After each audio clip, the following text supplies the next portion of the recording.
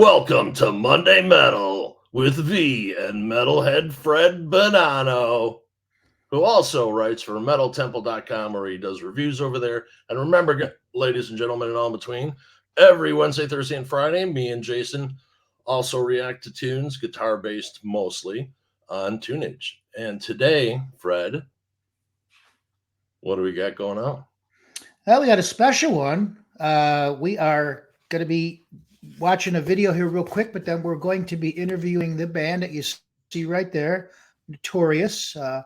We're going to be there in their home country, their beautiful country of Norway, which of course is known for the Northern Lights, the Vikings, and their soaring white mountains. We'll introduce them after the video. They've just released their sophomore album on Pride and Joy Records, Marching On. I reviewed for Metal Temple, gave it a solid 9 out of 10. So we can't wait to talk to these guys. So we'll watch a video first, and then we'll bring them on. Yeah, usually at Monday Metal, I'll just grab a random tune. Fred's like, hey, we'll do these guys for the interview. I'm like, hey, well, let's do a reaction video. So I just grabbed randomly a song that I hadn't already heard from these guys because I listened to the album that you reviewed, and I always like to give a fresh reaction. So are you ready? Do it.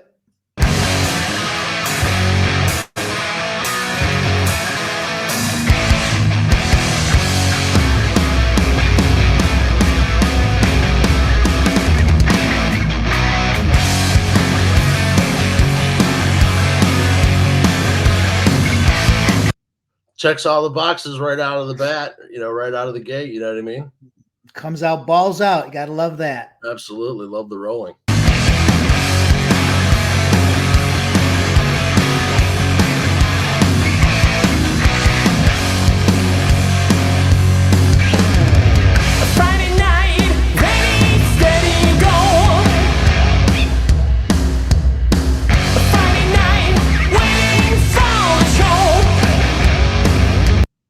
Vocals check.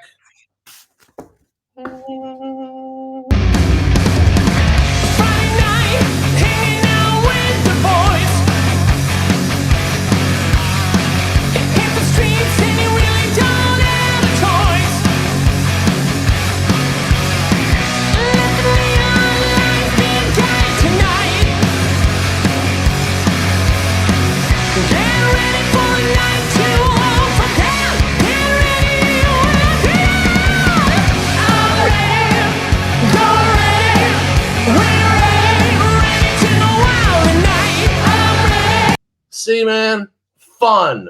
That's what's missing in music. You know what I mean? This makes me happy.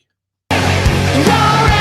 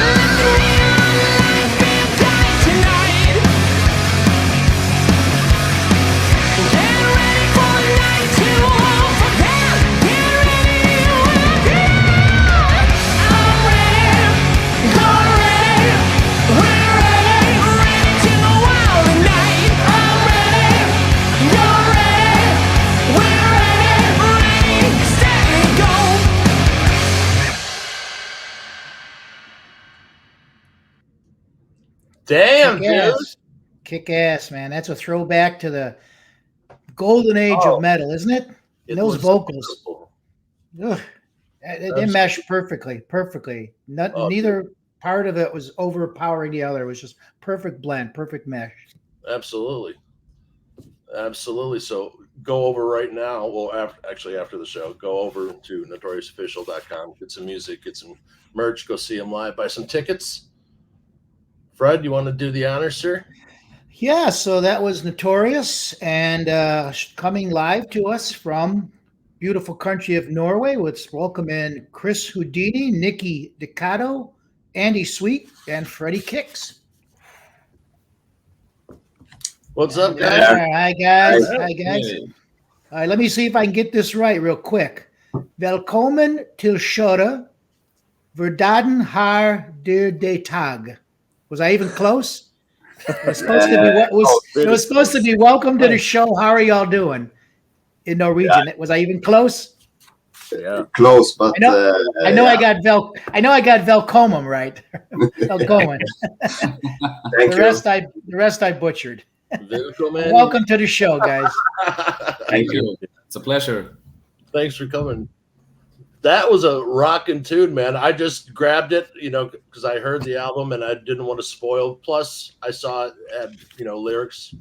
By the time that tune was done, you already could sing along with it, man. That's missing, and it's a great, so without having seen you guys live, I could just imagine what you guys sound live, and that was a great representation of a live tune. You know what I mean? Yeah, yeah. We always try to have that focus on our music, and especially when we're playing live, that the audience are joining in and getting an experience, not only standing there listening to the band. Yeah, you guys, it rocks. The album I reviewed, now that was off the first album, I'm assuming Glamorized, right? Which you released in 2020, and you've been together since 2018. All four original members been together? Yes. Yeah. So how did you guys all meet? You're all from obviously Norway. How'd you all meet? Well, Andy, you can answer that one. Yeah. Me and Nikki we met through another project. I wouldn't even call it a band. We were just jamming and stuff in the late 2015. We realized very fast that this is not nothing for us. So we split and started what would become Notorious. Chris, we met early 2016, and we had many different drummers for a couple of years there, and we met Freddie in 2018, and everything fell in place. It was the right gang, and we have stayed together since that. Yeah, that's awesome. So now I know your press release and your website says you guys have a lot of different genres in your music, and they keep throwing glam metal in there, and I wouldn't classify you guys as glam metal at all. Do you hate that term, glam metal? I don't think we hate it. I mean, we obviously are inspired by some of those glam bands, but I don't think we are playing glam metal in that sense. I wouldn't. I classify you guys as strictly old school melodic hard rock, and I didn't get the glam metal of it. And in my review, I put in there that I don't really think you're glam metal. You're more rock than you are more heavy metal than glam. But it's you guys really rock, and there's so many subcategories now of metal. It's like hard to keep track. I'm like, what? What? We never really care about it. We play rock and roll. It's like yeah. Doesn't matter what you do. Like one time I was at a show and I got trapped in this 30-foot high and like 40-foot wide spider web. Turns out it was just the merch table for all the death metal bands. Yeah. No, but I agree that maybe we are playing more heavy metal and old school, but some of the songs, they are more inspired by glam metal. some are very heavy metal, and a couple of the new ones especially have more influences from like black metal and heavier stuff. So we are mixing a lot of genres. Oh, I was Yeah. digging it. Yeah. So, who is? Well, let me just a simple question first. How did the band name Notorious come about? Yeah, that was it's pretty simple actually. I was reading this one has to go out to Motley Crue, I guess, because I was reading the Dirt, the book, Motley Crue book, and on the back side there it says the world's most notorious rock band. And when I read it, I thought Notorious. It just sounds badass. Oh, That's for sure. us. We started talking about it, and yeah, Andy liked the idea, and the other guys as well. So And, we Yeah. landed on Notorious. Yeah. and Notorious is one of my favorite Lizzie Borden tunes of all time. Great tune, man. Cool. Great tune. So, who's the main songwriter of the band? It's a process where we are all of us are involved, but we usually start with guitar riff from Nicky. Me and him sit down and we start arranging it, finding the skeleton of the song, finding a theme, and then we start making a draft for the lyrics. Sometimes Chris is in on this, and then we take it to the whole band and start working on it, changing the lyrics that doesn't work, coming up with other good ideas. Of course, Freddie figuring out the drums, and the song involves with all of us together. Okay. Yeah, that's what. And Freddie, before you came on, I was just saying you got a perfect name for a drummer, Freddie Kicks. Yeah, That's perfect. Right pretty on. sweet. Yeah, And Chris, your last name is Houdini? Yeah, I always disappear. That's awesome. My dad was a magician, And so am I. right? So yeah, I'm also known for, I guess they call it the Irish leave or something. What, I don't know. Like, why spend another 35 minutes saying goodbye to people you just talked to for an hour? You know what I mean? Yeah. Yeah, and you hear from down the street, later, V. Yeah. Just talk to him. You don't need to say goodbye for 15 more minutes. Come on. Chap. But yeah, what I really like about your vocals, Chris, is there's certain notes that you hit in there that reminded me Klaus. There's a little bit of Klaus inspiration, which and then Minuro from Loudness. There's a couple of notes in there. I was like, because your vocals are really distinct. Thank you. And they're really great. So this was a great, and man, the riffs were fucking kicking, the bass was rolling. It was really an engaging tune. And for someone who only knows, 8 or 9, of your songs at most, you know what I mean? At first listen, I'm a fan. Cool. So what's going on with the tour? What's going on with shows? Actually, this weekend we are playing in Oslo together with Wigwam. Awesome. And we will do a couple of shows later with them in March, also a couple of shows here in Norway. And we are working on more touring and other shows. For American audiences, Wigwam, that was the beginning of that superhero show by James Gunn. Yes. Yeah. Yeah. Otherwise, we didn't get it. We know because, me and Fred are old, but, what a great band. And what a great band to open for. A lot of great energy, obviously, going to be in that building. Yeah. Yeah. Yeah. That's the key word, energy. Yeah. We will bring a lot of energy to open. Oh, for Yeah. sure. Yeah, And go ahead, Fred. I was just gonna say I'd love to see you guys live one of these days. So you haven't toured at all in the States then, the United States at all? No? No, not yet. Okay. I mean, I'd love to see you guys out here. yeah, we want to go there. We want to go everywhere, but it all depends on who books us and what possibilities we can. Yeah. yet. Yeah, so. that's the tough part. Everything now is, you guys. Well, you're with Pride and Joy, so you're not self-released, so that's got to help. But it's still, you still got to get out there and promote yourselves and Yeah. do what you can, right? Absolutely. Yeah. So, and I know the album. I'm assuming the album is doing very well. It, as you know, I gave you guys a really good rating. It's awesome. I love spreading the word about new bands. So I was glad when I get a band I never heard of comes across my desk to review it, and I go, shit, these guys are good. And I usually let Vince know right away, and we'll try to get on a Monday Metal segment or an interview like we are now. So glad we are able to get you guys. I got to ask you, Chris, Yeah. in the fur coat up there. I'm in the process of taking singing lessons right now, so I would like kill to have a voice even close to yours. Did you have any training growing up, or did it just kind of come natural to you? It came kind of natural. I've had some training over the years, but I just had it. If you have it, you have it. Yeah. And you can Yeah. work on it and improve certain aspects, but you gotta I'm finding that out. Yeah. I'm finding that out the hard way. Yeah. So who would you those high say? notes. Yeah. Well, That's not easy. I'm just hoping I could be good enough to do like a karaoke thing or something. I'm never going to be in a band.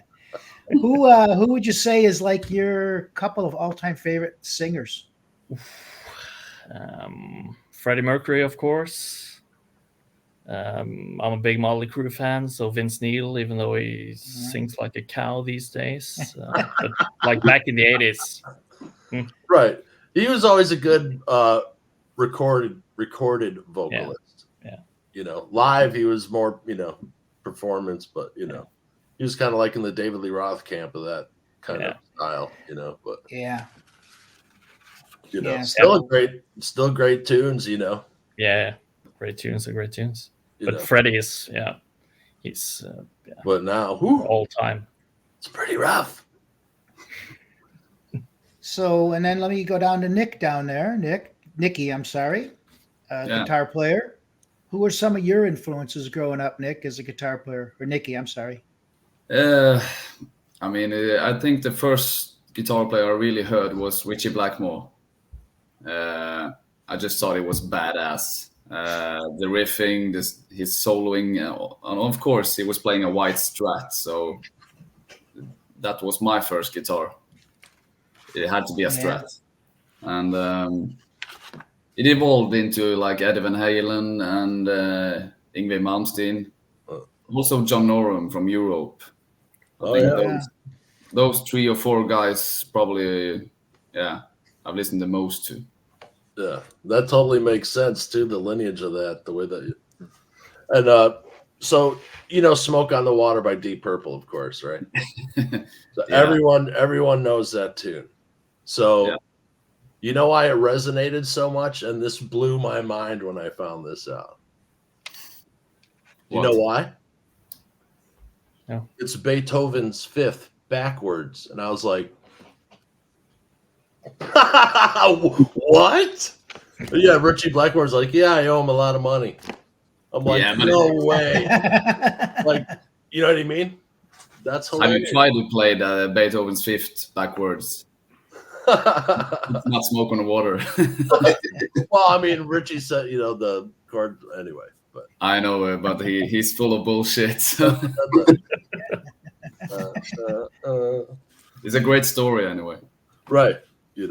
And you can only tell it with that mustache he has. Yeah. Dude, either shave or don't. You know what I mean?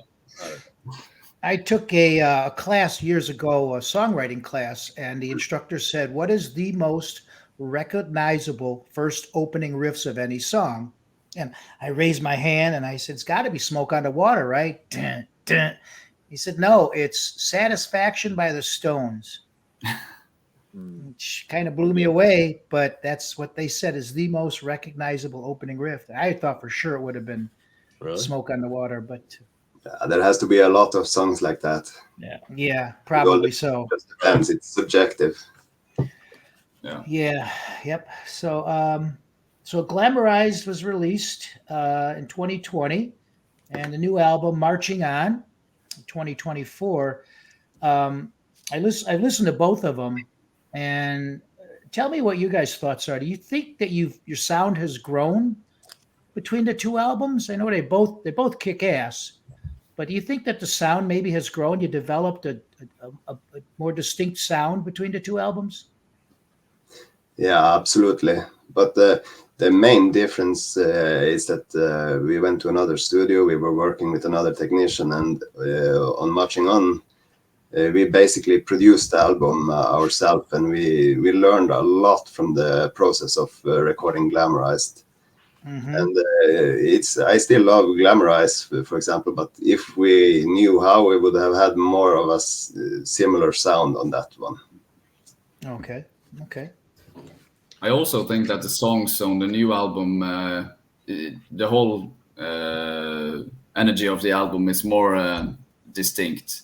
So I think it's more we have found our kind of sound, and what we want to go deeper into later on. It's like we called this new album True Norwegian Glam Metal.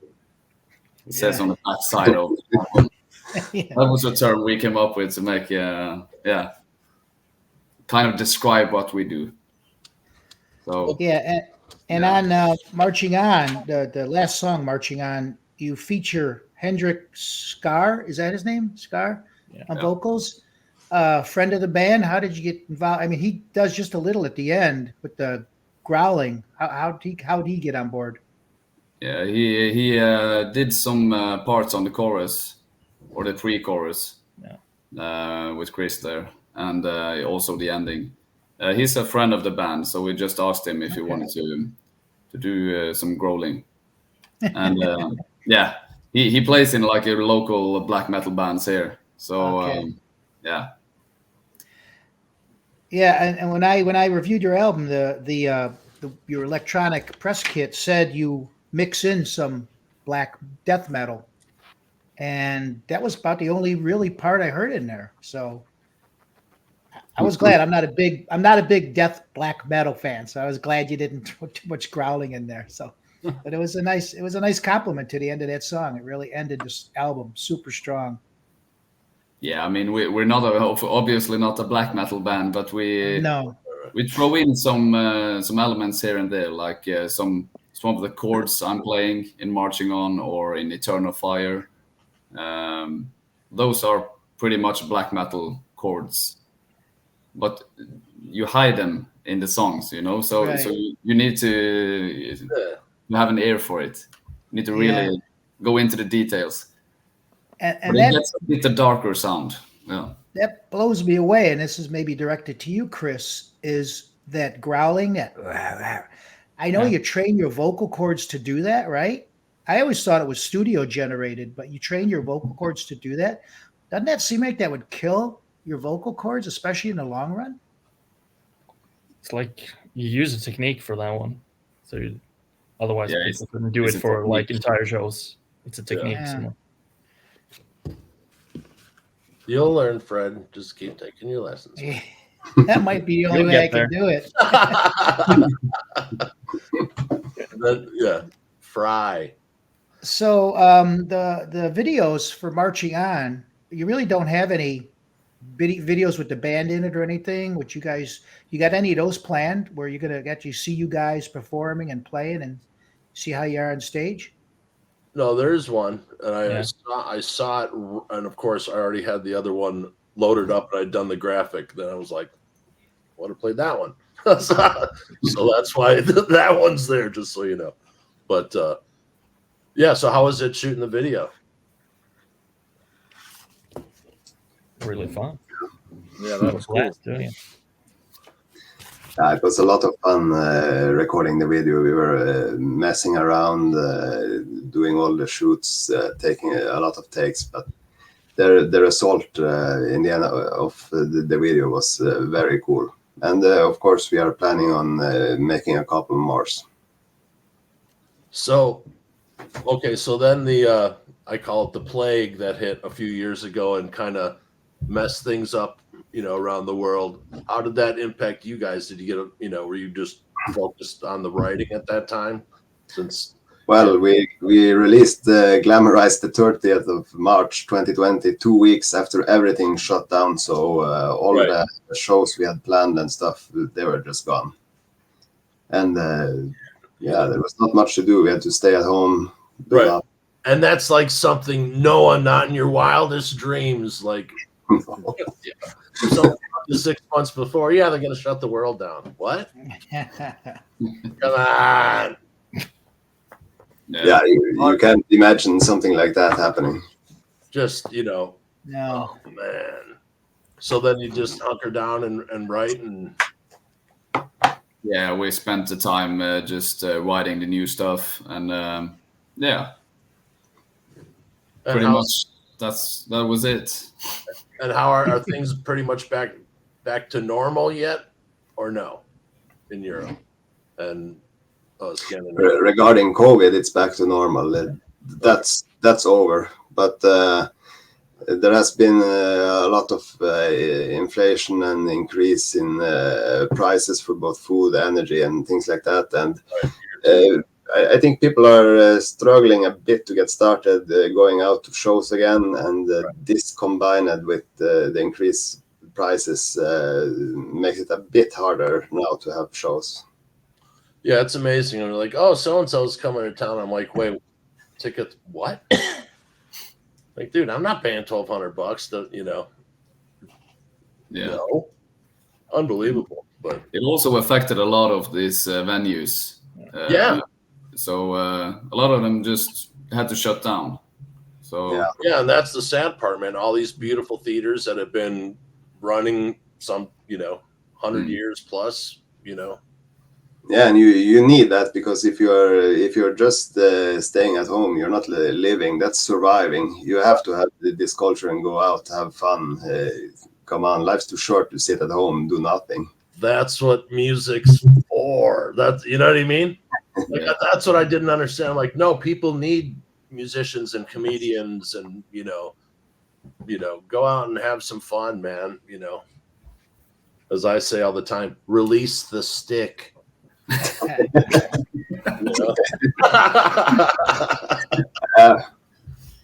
Relax, man. Holy cow.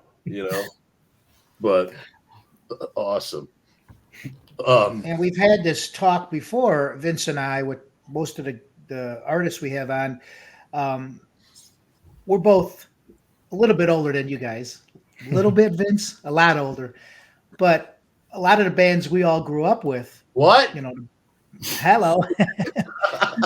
Unfortunately, they're starting to, call their careers over and they're ending. So it's great to see bands like you, young band out there, hungry to continue on this metal tradition, because like I said, all the bands I grew up with, they're kind of calling it a career, and it's so nice to see some bands like yourselves.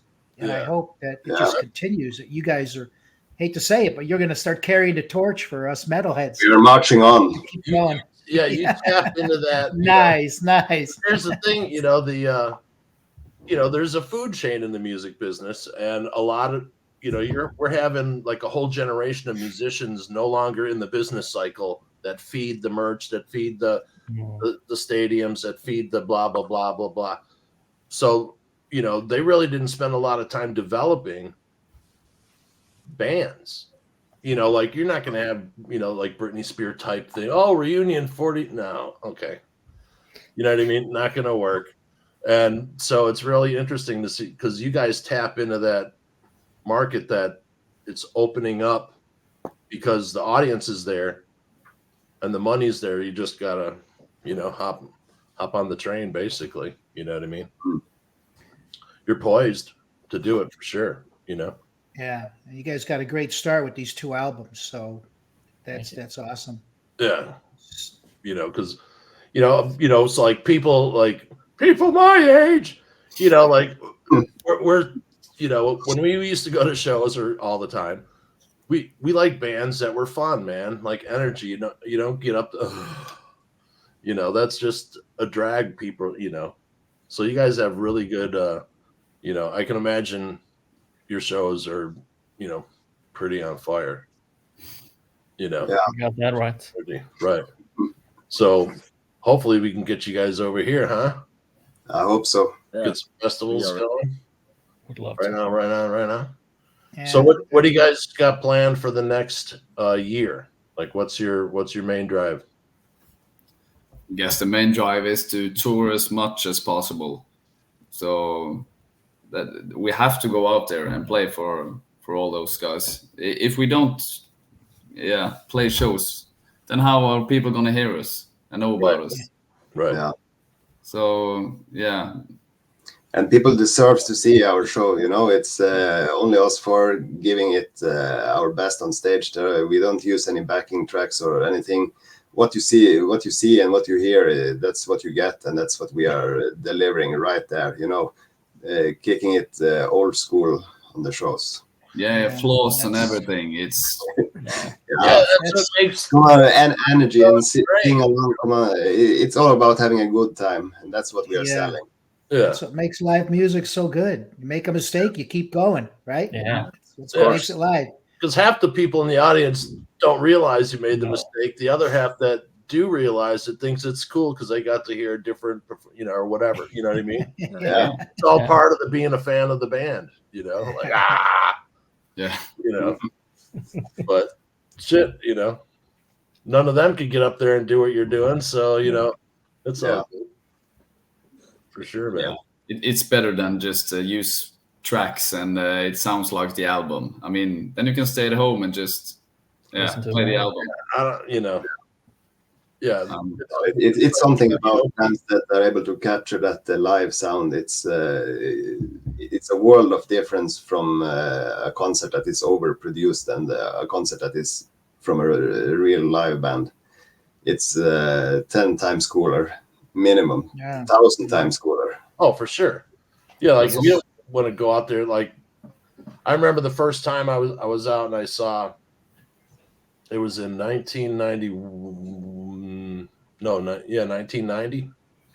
No, 1980. Anyway, it was the Cult, and we were right up front. And I was going to school for audio and television engineering, and so I'm there with my girlfriend and stuff. We're like literally front row, and I look up and I'm like, oh my God, he's singing to a track?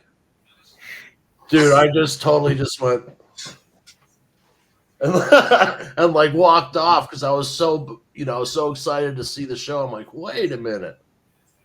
Plus I was a singer and I knew that, okay, that's not how it works when you walk away from the microphone and it keeps talking. So I was, and then it just got more and more and more. Like, I get if it's a production bit, like a roar of a motorcycle or something like that, but still, then it's extra bullshit. You know what I mean? But yeah, I'd rather see a show that's, what you see is what you get, man. Yeah. We don't even know where we would start to learn how to use tracks. Actually, for a couple of our songs, we are playing some intros, and we are so retarded that we are using two players just to press start and the intro goes. That's our level of knowledge in that field. Yeah, It's okay. Keep it that way. Keep it that way. Keep it live. Yes. Yeah.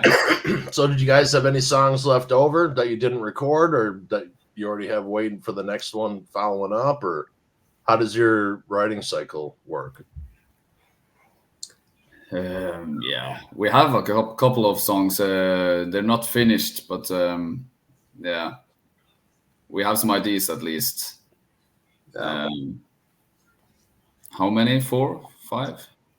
I think there is a couple of ideas more, and some of them have potential. But actually, Venom that we released on Marching On was basically ready when we recorded Glamorized. Yeah. But we couldn't afford to record more than 10 songs for Glamorized, so Right.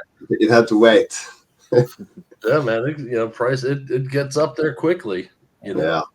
Oh, just this So little. some of the ones now on Marching On we have been working on for a long time, and they have evolved for a long time. Some are newer that we figured out basically for the new album, and we have these ideas for new stuff, and we will just see when we start sitting down and putting more together. But as Nicky said, now the main focus is playing live, showing people our show.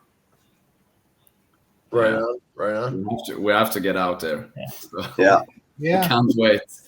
yeah. Freddie, what kind of drum kit are you playing on? Pearl Master Custom. It's right there. Oh, nice, Yeah. nice, man. I had to scale it down a bit. We played the show last weekend, so I had the double kicks, the double tiger in the front. Now we're traveling a long way over to Oslo, so I have to scale it down a bit, so it's only one bass drum. But it's still a lot of sound. Oh yeah, man, you sound great, man, for sure. Thank you. Okay, so are you with these shows that you got coming up? Are you opening up for anyone? Are you guys headlining? How's that working? We are supporting Wigwam. Yeah. Oh, and all okay, okay. Yeah, just several shows with the Wigwam. Yeah. Gotcha. Right on. Yeah. So have you so how often do you guys rehearse, get together? Are you close to do it, or you know? Every weekend. Right on. Yeah.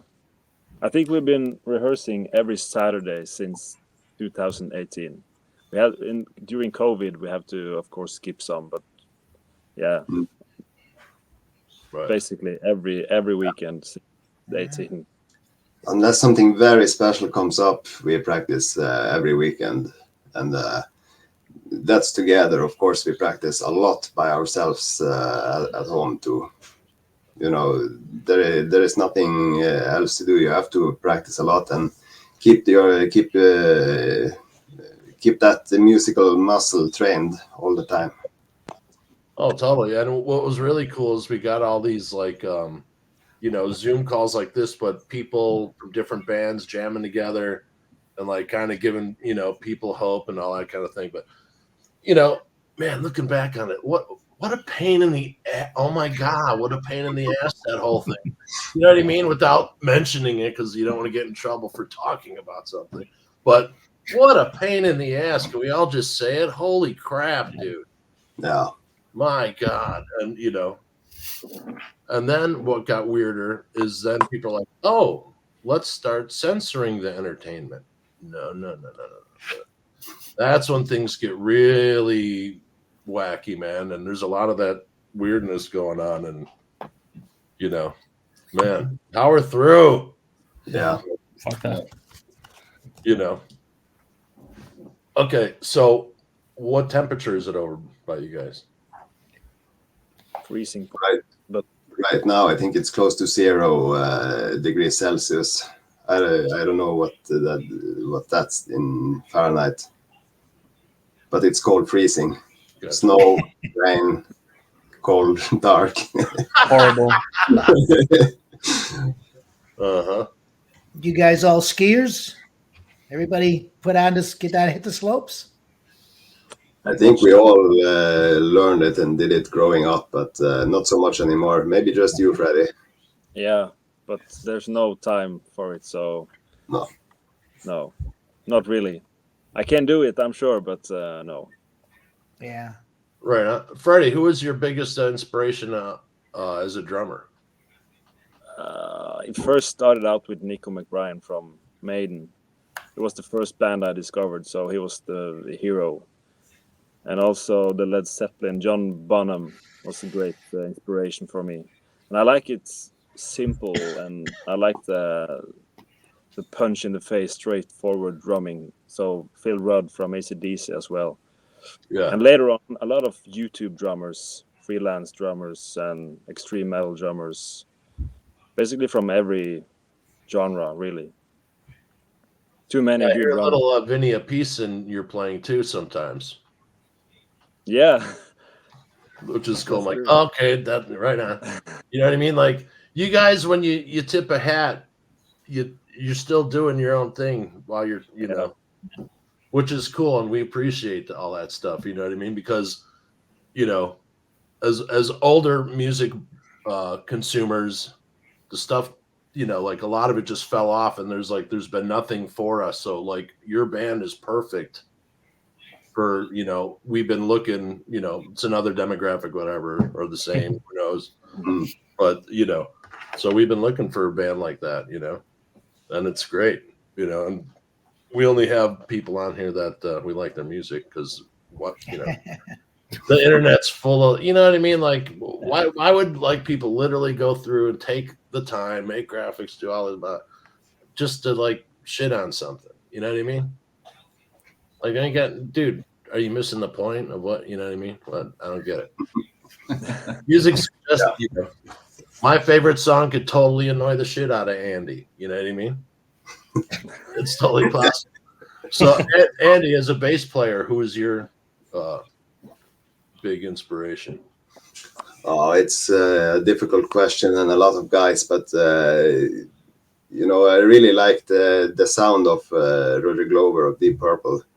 Not necessarily what he plays, but the way he articulates the bass and his sound. Of course, Michael Anthony of Van Halen is awesome. So I would say maybe a bit of a mix of those two. And I also like Freddie to keep it straight, but it's important to keep it really, really tight, build up high energy, straight and good. And of course, a lot of the parts of the songs when we're playing live, the bass really has to power through it and carry a lot of the energy, especially when Nick is playing solos and stuff, since we are only one guitar.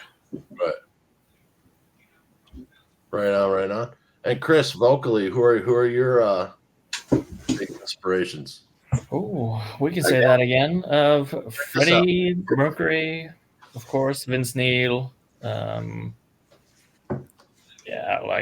Stephen Pearcy. Yeah. I'm a big 80s fan, so Steve Pearcy. He had Rat. They just you know what I mean? Like the like Van Halen happened, and then there was Motley Crue, and they just like totally missed the loop of being that. You know what I mean? Because they should have been that. Because Rat, man, those first few albums were just incredible. Like every tune's good. Yeah. Even the shitty one's good. You know what I mean? like when Judas Priest comes out with the song, and people go, it's that song for Judas Priest. But for any other band, that song would be incredibly amazing. Yeah. But for Priest, but whatever, just as an example. But yeah, well, you set the bar so high for bands like that. How come when we ask singers who their influences, not one person has ever said Lemmy? How come nobody ever says Lemmy? Lemmy gives hope for guys like me that you can front the band. They can't sing anymore, because they can. So, in reviewing for Metal Temple, I see a lot of bands. A lot are coming from Finland and Germany and your way, Norway. Doesn't seem like there's that much coming from America anymore. What is the metal climate like in Norway? You see a lot of up and coming bands out there. Yeah, I mean there are a lot of bands, but probably more black metal and heavier stuff. But there are some pretty active up and coming bands around. So more in the rock and roll heavy metal scene, and they are working hard through being hungry, playing a lot, doing the grind, playing shows all over, and yeah. There is some bands coming out now. So anybody on your guys' bucket list that you would love to tour with right now, open up for, or even just do a nice long extended tour with?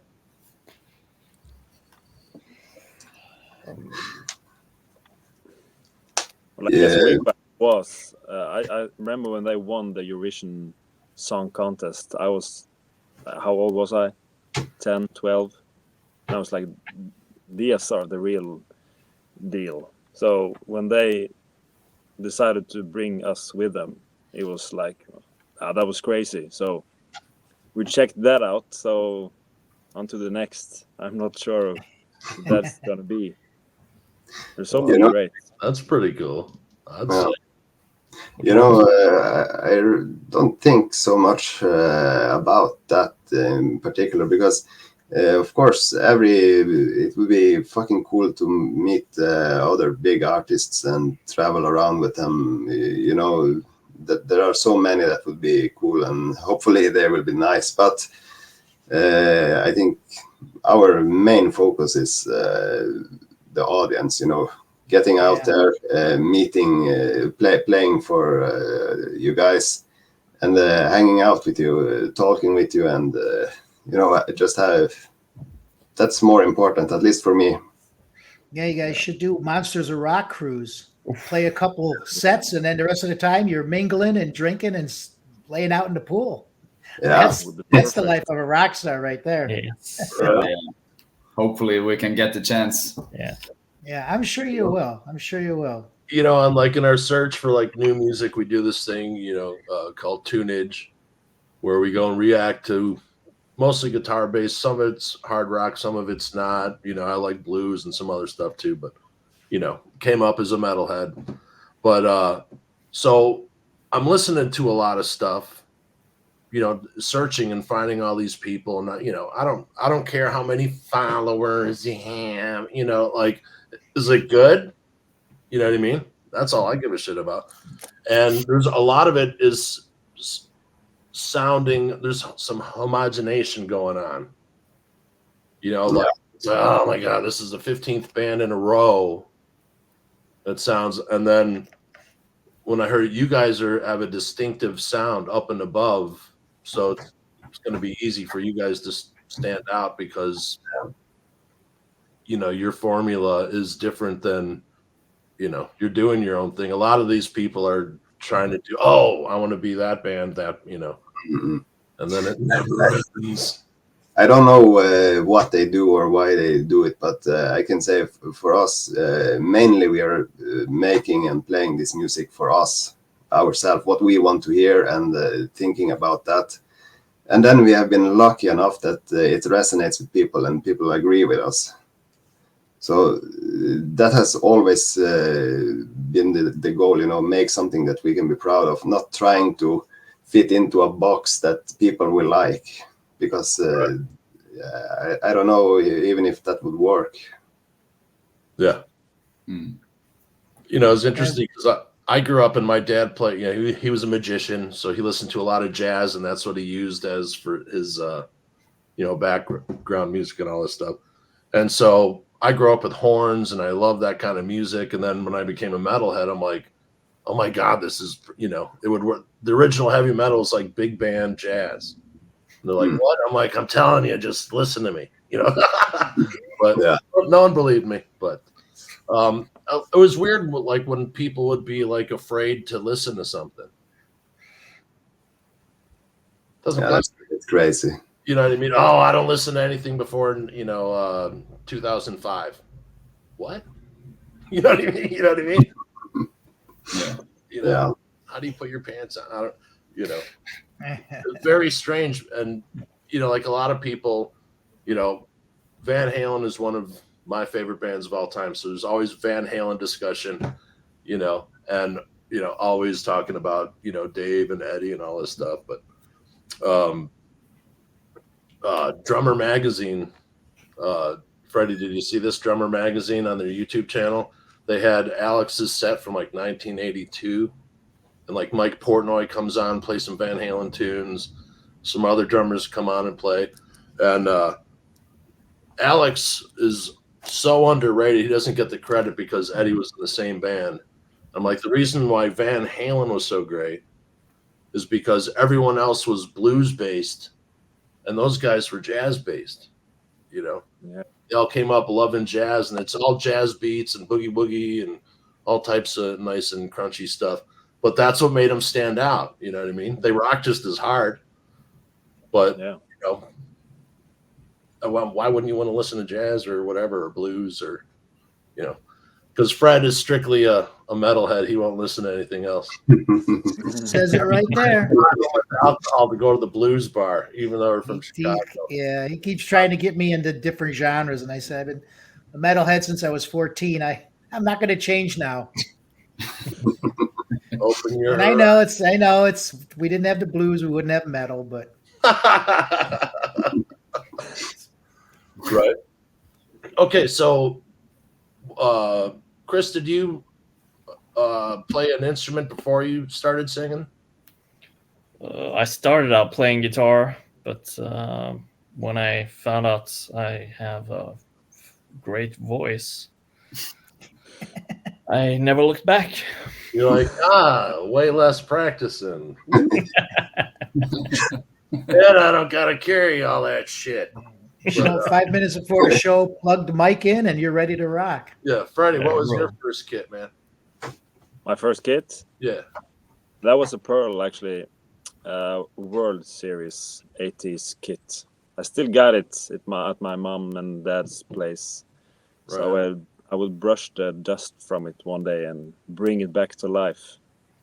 On my first Pearl. professional gig as a roadie, or in the entertainment business, however you want to look at it, it was for Stryper, and Stryper is one of my favorite bands to this day. I love that band. They're hard rock.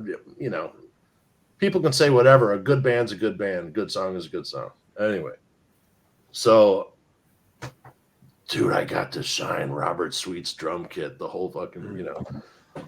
That was really cool, you know, because it was like MTV had just started and all that stuff. And, you know, here comes out of the blue this Christian metal band, you know, all the chicks loved. And, it, you know, I don't know. They're still going strong. But Yeah. so we wish that, you know, because now people, I mean, you guys got another 40, 50 years in you, you know. Yeah. At least. And that's what's cool. Like back then, no one thought, you know, oh yeah, I can, you know, like, no, you can do it. You know what I mean? The landscape's changed, but you gotta adapt anyway. But all right, so thank you guys for coming on. We appreciate it. That's Chris Houdini on vocals, Nikki Ducato on lead guitar, Andy Sweet on bass, Freddie Kicks on drums. That is Notorious. So go check out their website right now. Go buy, purchase, attend, and rock out. Thank you guys. We appreciate it. Thank you. Thanks, guys. Thank you. you for Thank having you us. for having us, and the pleasure was all ours. Well, thank you Best very of luck much. moving forward, guys. I know we're going to hear a lot from you guys in the future. I know that. Yeah, next album, give us a buzz, or you got a big tour announcement, give us a buzz. Sure. Sure. Thank you. Have a Take good care, one. guys. This has been another edition of Monday Metal.